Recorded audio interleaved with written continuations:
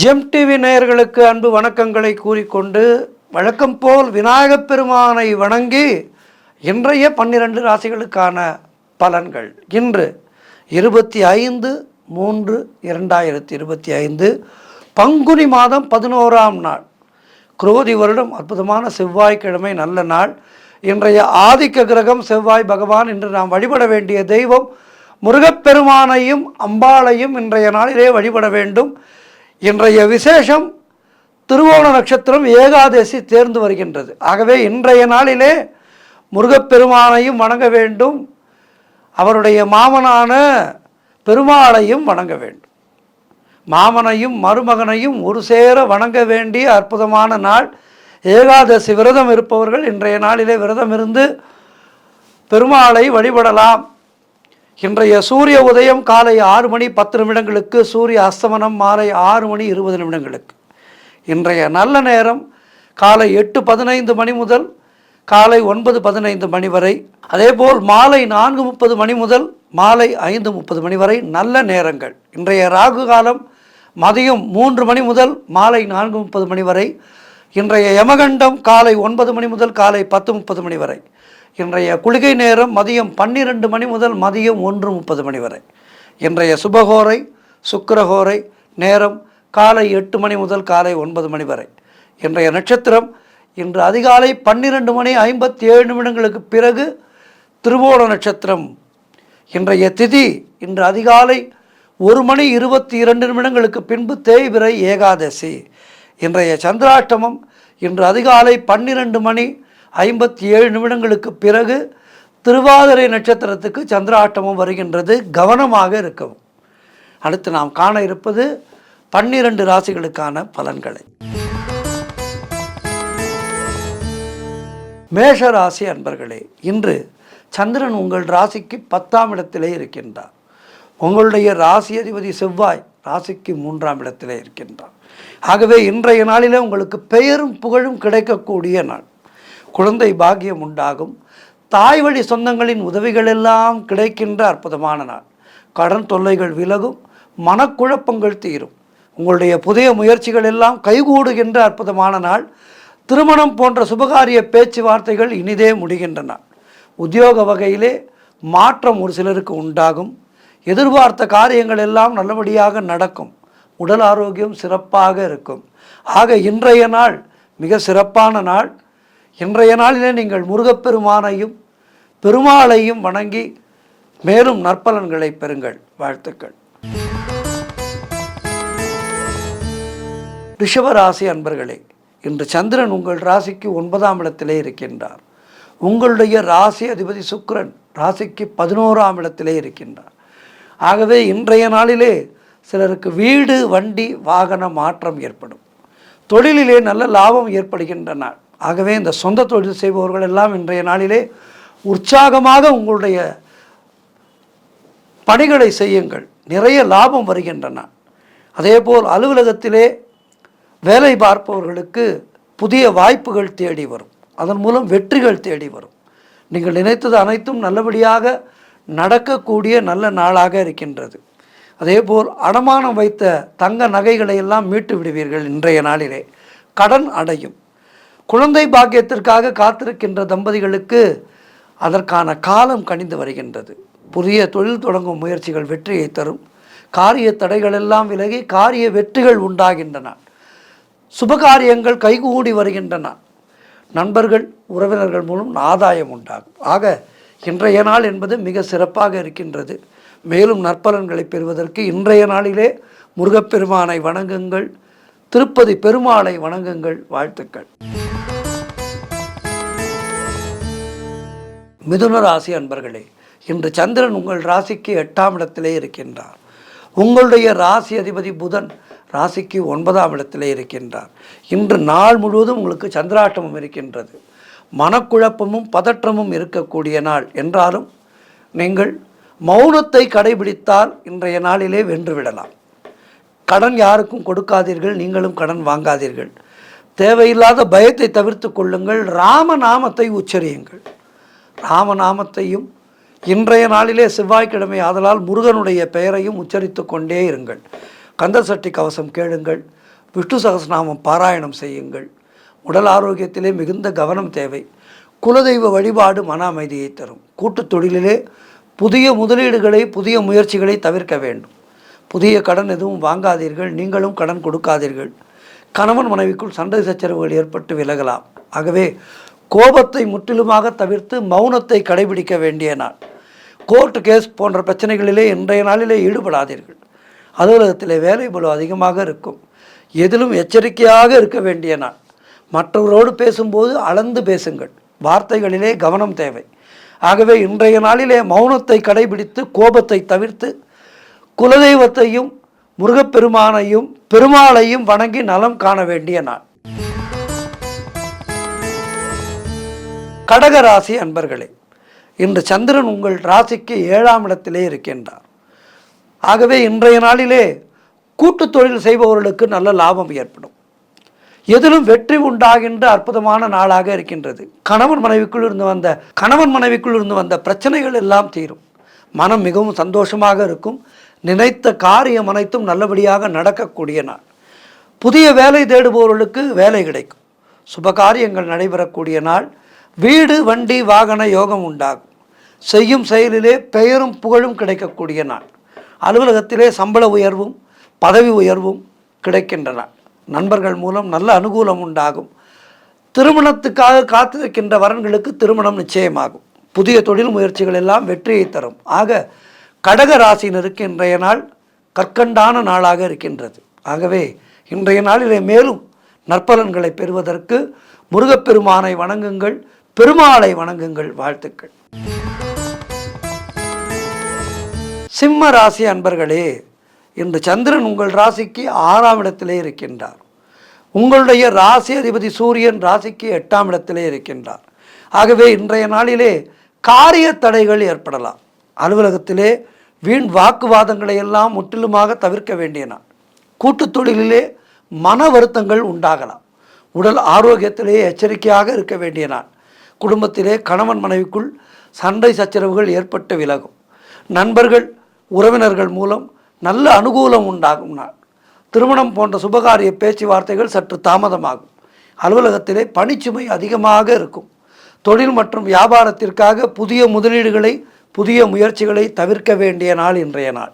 வீடு வண்டி வகையிலே செலவுகள் ஏற்படலாம். ஆகவே கவனமாக இருங்கள். மௌனத்தை கடைபிடியுங்கள். இறைவனுடைய நாமத்தை சொல்லிக்கொண்டே இருங்கள். முருகனுடைய திருப்பெயரை சொல்லுங்கள். பெருமாளுடைய நாமங்களை சொல்லிக்கொண்டே இருங்கள். வாழ்த்துக்கள். கன்னி ராசி அன்பர்களே, இந்த சந்திரன் உங்கள் ராசிக்கு 5ஆம் இடத்திலே இருக்கின்றார். உங்களுடைய ராசி அதிபதி புதன் ராசிக்கு 6ஆம் இடத்திலே இருக்கின்றார். ஆகவே இன்றைய நாளிலே திடீர் பணவரவு உண்டாகும். குழந்தைகளால் மகிழ்ச்சி உண்டாகும். தொழில் மற்றும் வியாபாரத்திலே நல்ல லாபம் உண்டாகும். நண்பர்கள் மூலம் நல்ல அனுகூலம் உண்டாகும். சுப காரியங்கள் கைகூடுகின்ற அற்புதமான நாள். புதிய வேலை வாய்ப்புகள் ஒரு சிலருக்கு உண்டாகும். கடன் பிரச்சனைகள் முற்றிலுமாக தீரும். பதவி உயர்வோடு வேலை மாற்றம் உண்டாகும். பழைய பாக்கிகள் வசூலாகும். உழைப்புக்கு ஏற்ற ஊதியம் கிடைக்கின்றன. திருமண பேச்சுவார்த்தைகள் சுபமாக முடியும். கணவன் மனைவியிடையே நல்ல ஒற்றுமை ஏற்படும். ஆகவே இன்றைய நாள் என்பது உங்களுக்கு ஏற்றமும் மாற்றமும் மிகுந்த அற்புதமான நாளாக இருக்கின்றது. ஆகவே இன்றைய நாளை பயன்படுத்தி கொள்ளுங்கள். உங்களுடைய முயற்சிகள் எல்லாம் வெற்றி பெறும். மேலும் வெற்றிகளை பெறுவதற்கு முருகப்பெருமானை வணங்குங்கள், பெருமாளை வணங்குங்கள். வாழ்த்துக்கள்.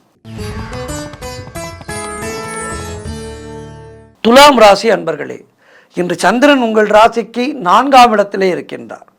உங்களுடைய ராசி அதிபதி சுக்கிரன் ராசிக்கு 6ஆம் இடத்திலே இருக்கின்றார். ஆகவே இன்றைய நாளிலே தாய் வழி உறவுகள் மூலம் ஆதாயம் உண்டாகும். கணவன் மனைவியிடையே நல்ல ஒற்றுமை ஏற்படும். சொந்த வீடு வாங்கும் யோகம் உண்டாகும். உத்தியோகத்திலே சம்பள உயர்வு, பதவி உயர்வு, இடமாற்றம் போன்றவை ஏற்படும். திருமண பேச்சுவார்த்தைகள் சுபமாக முடிகின்ற நாள். பண வரவு அதிகரிக்கும். கடன்கள் அடையும். நண்பர்கள் உறவினர்களால் நல்ல ஆதாயம் உண்டாகும். தொழிலிலே நல்ல வளர்ச்சி உண்டாகும். உங்களுடைய காரியங்கள் அனைத்தும் கைகூடுகின்ற அற்புதமான நாள். குலதெய்வ வழிபாடு அனுகூலத்தை தரும். முன்னோர்களுடைய ஆசீர்வாதம் பரிபூர்ணமாக கிடைக்கின்ற நாள். ஆகவே இன்றைய நாள் என்பது உங்களுக்கு ஏற்றமும் மாற்றமும் மிகுந்த நாளாக இருக்கின்றது. மேலும் நற்பலன்களை பெறுவதற்கு முருகப்பெருமானை வணங்குங்கள், பெருமாளை வணங்குங்கள். வாழ்த்துக்கள். விருச்சிக ராசி அன்பர்களே, இன்று சந்திரன் உங்கள் ராசிக்கு 3ஆம் இடத்திலே இருக்கின்றார். உங்களுடைய ராசி அதிபதி செவ்வாய் ராசிக்கு 8ஆம் இடத்திலே இருக்கின்றார். ஆகவே இன்றைய நாளிலே இளைய சகோதரர்கள் மூலம் நல்ல ஆதாயம் உண்டாகும். குழந்தைகளுக்காக சுப செலவு செய்யக்கூடிய நாள். எடுக்கின்ற முயற்சிகளிலெல்லாம் வெற்றி உண்டாகின்ற நாள். பொருள் வரவும் தனலாபமும் அதிகரிக்கும். திடீர் அதிர்ஷ்டங்கள் சிலருக்கு தேடி வரும். கூட்டுத் தொழிலிலே நல்ல லாபங்கள் வரக்கூடிய நாள். வேலை இல்லாதவர்களுக்கு நல்ல வேலை கிடைக்கும். திருமணம் போன்ற சுபகாரிய பேச்சுவார்த்தைகள் இனிதே முடிகின்ற நாள். நண்பர்கள் உறவினர்கள் மூலம் எதிர்பார்த்த உதவிகள் கிடைக்கும். உடல் ஆரோக்கியத்திலே மிகுந்த முன்னேற்றம் உண்டாகும். கடன் தொல்லைகள் விலகும். தொழில் மற்றும் வியாபாரத்திலே நல்ல வளர்ச்சி உண்டாகும். ஆக இன்றைய நாள் அற்புதமான நாள். மேலும் நற்பலன்களை பெறுவதற்கு முருகப்பெருமானை வணங்குங்கள், பெருமாளை வணங்குங்கள். வாழ்த்துக்கள். தனுசு ராசி அன்பர்களே, இன்று சந்திரன் உங்கள் ராசிக்கு 2ஆம் இடத்திலே, உங்களுடைய ராசி அதிபதி குரு ராசிக்கு 6ஆம் இடத்திலே. ஆகவே இன்றைய நாளிலே பொருளாதாரம் உயரும், திருப்திகரமாக இருக்கும். பல வகைகளிலே உங்களுக்கு பணம் வரும். வராமல் போன பணம் எல்லாம் வருகின்ற காலகட்டம். ஆகவே பணவரவு திருப்திகரமாக இருக்கும். கடன்கள் அடையும். தொழில் மற்றும் வியாபாரத்திலே நல்ல முன்னேற்றம் உண்டாகும். உறவினர்களோடு இருந்து வந்த மன வருத்தங்கள் எல்லாம் தீரும். பிள்ளைகளால் பெருமை ஏற்படும். வாழ்க்கை துணையால் நல்ல மகிழ்ச்சி உண்டாகும். மனம் மிகவும் சந்தோஷமாக இருக்கின்ற நாள். பழைய பாக்கிகள் வசூலாகும். காரிய வெற்றிகள் உண்டாகும். திருமணம் போன்ற சுபகாரிய பேச்சுவார்த்தைகள் நிச்சயமாகும். கூட்டு தொழிலிலே நல்ல லாபம் வருகின்ற நாள். எதிர்பார்த்த இடமாற்றம் கிடைக்கும். புதிய செல்போன் வாங்குவீர்கள். புதிதாக ஏதேனும் பொருட்களை வாங்கி சுப செலவு செய்கின்ற நாள். ஆகவே இன்றைய நாளிலே உற்சாகமாக இருங்கள். முருகப்பெருமானை வணங்குங்கள், பெருமாளை வணங்குங்கள். நல்லதே நடக்கும். வாழ்த்துக்கள். மகர ராசி அன்பர்களே, இன்று சந்திரன் உங்கள் ராசியிலேயே இருக்கின்றார். உங்களுடைய ராசி அதிபதி சனி ராசிக்கு 2ஆம் இடத்திலே இருக்கின்றார். ஆகவே இன்றைய நாளிலே அலுவலகத்திலே பதவி உயர்வு, சம்பள உயர்வு போன்றவை கிடைக்கும். உடல் ஆரோக்கியம் திருப்திகரமாக இருக்கும். புதிய முயற்சிகள் வெற்றியை தருகின்றன. நீங்கள் தொட்டதெல்லாம் பொன்னாக கூடிய அற்புதமான நாள். பண வரவு அதிகரிக்கும். பொருளாதாரம் திருப்திகரமாக இருக்கும். நண்பர்கள் மூலம் அனுகூலம் உண்டாகும். நினைத்ததெல்லாம் நினைத்தபடி நடக்கின்ற நாளாக இன்றைய நாள் இருக்கின்றது. வேலை இல்லாதவர்களுக்கு நல்ல வேலை கிடைக்கும். காரிய தடைகள் எல்லாம் விலகும். இதுவரை காரியத்தில் ஏதேனும் தடைகள் ஏற்பட்டிருந்தால் அவை விலகி ஒரு நல்ல வழி பிறக்கும். எடுக்கும் முயற்சிகளிலே வெற்றி கிடைக்கின்ற அற்புதமான நாள். மனம் மிகவும் உற்சாகமாக காணப்படும். குழந்தை பாக்கியத்திற்காக காத்திருக்கின்ற தம்பதிகளுக்கு குழந்தை பாக்கியம் உண்டாகும். தொழில் மற்றும் வியாபாரத்திலே நல்ல முன்னேற்றம் உண்டாகும். ஆகவே இன்றைய நாள் என்பது உங்களுக்கு மிக சிறப்பாக இருக்கின்றது. ஜாதகம் உங்களுக்கு சாதகமாக இருக்கின்ற நாள். ஆகவே இன்றைய நாளிலே முருகப்பெருமானை வணங்குங்கள், பெருமாளை வணங்குங்கள். மேலும் நற்பலன் பெறுங்கள். வாழ்த்துக்கள். கும்பராசி அன்பர்களே, இன்று சந்திரன் உங்கள் ராசிக்கு 12ஆம் இடத்திலே, உங்களுடைய ராசி அதிபதி சனி ராசியிலேயே இருக்கின்றார். ஆகவே இன்றைய நாளிலே குலதெய்வ வழிபாடு செய்தால் அது பெரும் வெற்றியை தரும். வீண் வாக்குவாதங்களை எல்லாம் தவிர்க்க வேண்டிய நாள். வேலை மாற்றம் சிலருக்கு உண்டாகும். தேவையில்லாமல் மற்றவர்களுடைய விஷயங்களிலே தலையிடாதீர்கள். மேலதிகாரிகளால் நெருக்கடிகள் உண்டாகும். வீண் விரயங்கள் உண்டாகலாம். ஆகவே கைப்பொருளை பத்திரமாக பார்த்து கொள்ளுங்கள். பொருளாதாரம் நெருக்கடியாக இருக்கின்றது.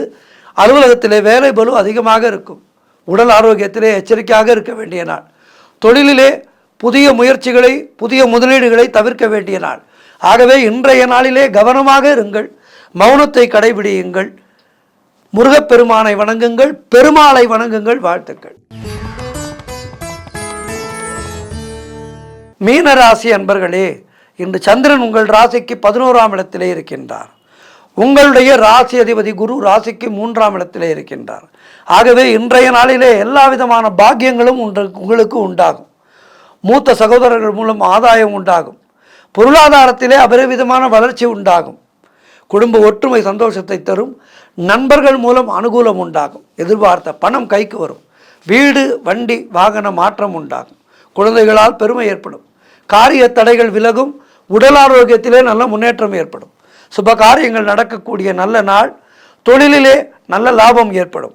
கடன் பிரச்சனைகள் முற்றிலுமாக தீரும். வேலை இல்லாதவர்களுக்கு நல்ல வேலை கிடைக்கும்.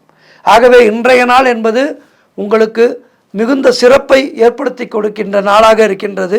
மேலும் நற்பலன்களை பெறுவதற்கு இன்றைய நாளிலே முருகப்பெருமானை வணங்குங்கள், பெருமாளை வணங்குங்கள். வாழ்த்துக்கள். இன்றைய நாள் 12 ராசியினருக்கும் சிறப்பாக இருக்க பிரார்த்தித்துக் கொள்கின்றேன். நன்றி, வணக்கம். இன்றைய ஆன்மீக தகவல்: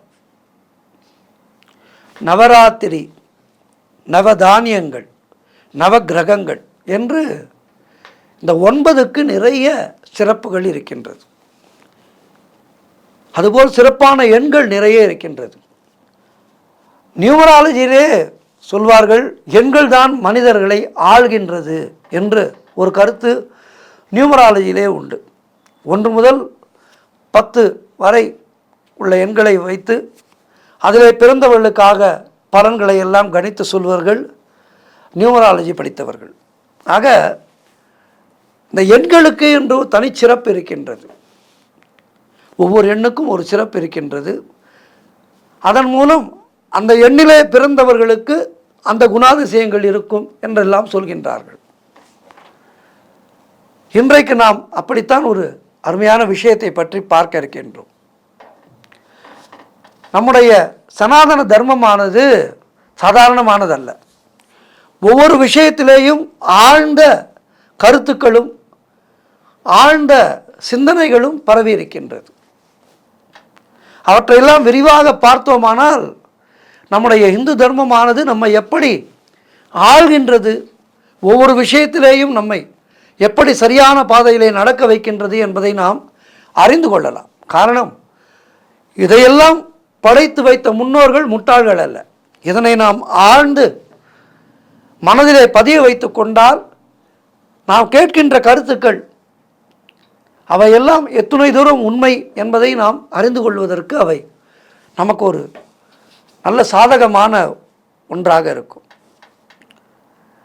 சரி, நவதானியங்கள் 9 என தீர்மானித்த நம்முடைய முன்னோர் திசைகளை 8ஆக பிரித்து வைத்தார்கள். கிழக்கு மேற்கு, வடக்கு தெற்கு, வடகிழக்கு வடமேற்கு, தென்கிழக்கு தென்மேற்கு. இந்த 8 திக்குகளுக்கும் 8 தேவதைகளை வைத்தார்கள் காப்பதற்காக. இந்த 8 திக்குகளை காப்பதற்காக 8 தேவதைகள் இருக்கின்றார்கள். திசையை 8ஆக பிரித்த நம்முடைய முன்னோர் இசையை 7ஆக கொடுத்தார்கள். சரிகம பதனிசா, இது 7 சுரஸ்தானங்கள், சப்தஸ்வரங்கள். இசையை 7ஆக கொடுத்தவன் சுவையை 6ஆக பிரித்து வைத்தார். அதாவது இனிப்பு, கசப்பு, கார்ப்பு, புளிப்பு, உவர்ப்பு, துவர்ப்பு என 6 வகையான சுவைகளை பிரித்து வைத்தான். என்ன ஒரு சாப்பாடு சாப்பிட்டாலும் இந்த 6 சுவைகளுக்குள் ஒன்றுதான் அதிலே இருக்கும். இப்படி சுவையை 6ஆக பிரித்த நம்முடைய முன்னோர் நிலத்தை 5ஆக பிரித்தார்கள். அவை குறிஞ்சி என்பது மலைப்பகுதி, முல்லை என்பது வனப்பகுதி, நெய்தல் என்பது கடல் பகுதி, மருதம் என்பது நீர் மற்றும் நிலம் உள்ள பகுதி, பாலை என்பது வறண்ட பகுதி. பாலைவனம் என்று சொல்கின்றோம் அல்லவா, அங்கு எதுவுமே பூக்காது, காய்க்காது, வளராது, அது பாலைவனம்.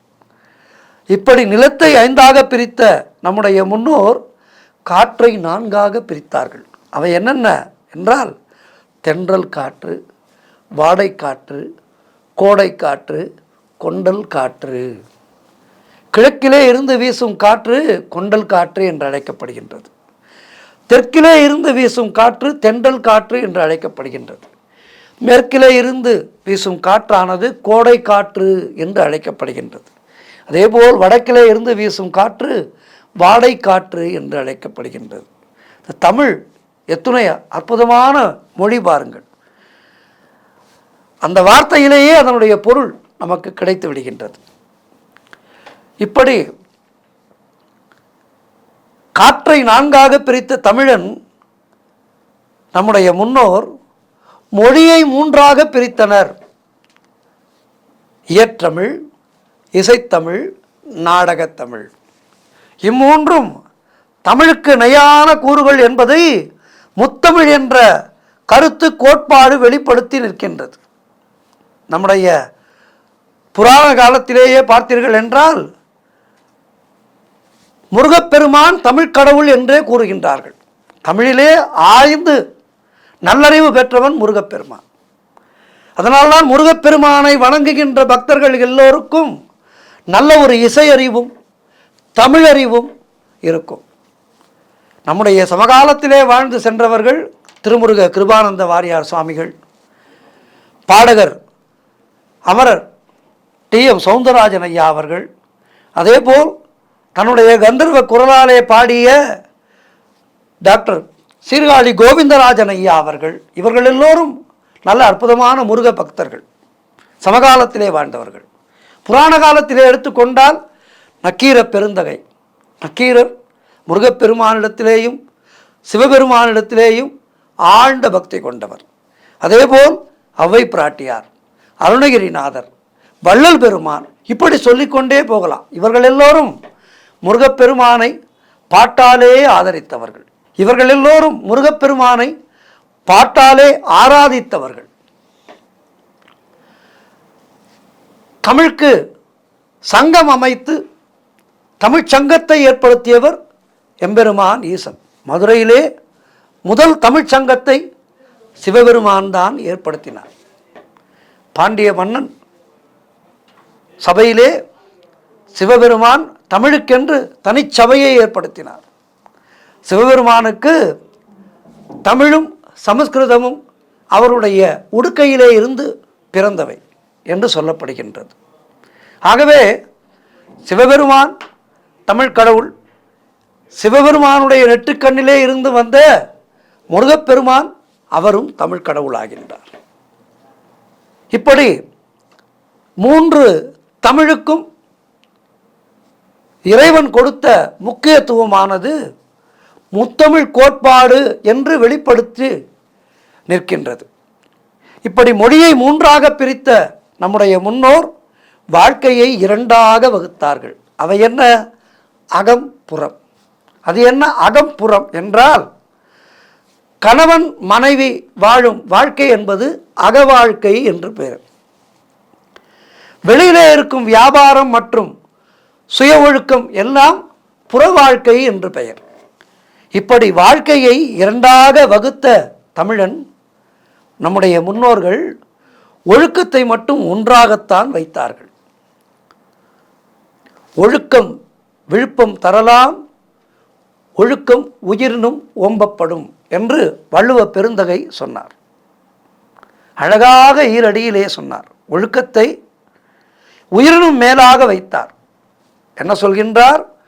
ஒழுக்கம் விழுப்பம் தரலான், ஒழுக்கம் உயிரினும் ஓம்பப்படும். ஒழுக்கமாக இருப்பது என்பது உயிரை காட்டிலும் மேலானது என்று வள்ளுவ பெருந்தகை சொல்கின்றார். ஆகவே நம்முடைய முன்னோர்கள் எல்லாம் நாம் சரியான ஒரு வாழ்வு வாழ்வதற்காக மிக அற்புதமாக எல்லாவற்றையும் நமக்கு அமைத்து கொடுத்திருக்கின்றார்கள். நம்முடைய வேலை என்ன? முன்னோர்களுடைய சொல்படி நடந்து விடுவது. முன்னோர்களுடைய சொற்படி நாம் நடந்துவிட்டால் நாம் சரியான பாதையிலே நடப்போம். நமக்கு பின்பே வருகின்ற நம்முடைய சந்ததியினர் அதனை பின்பற்றி வருவார்கள். அப்போது ஒழுக்கமுள்ள ஒரு சமுதாயம் உருவாகும். இப்போது நாம் கேள்விப்படுகின்ற ஒரு சில விஷயங்கள் எல்லாம் ஒழுக்க குறைபாட்டால் ஏற்படுகின்ற ஒரு நிலை.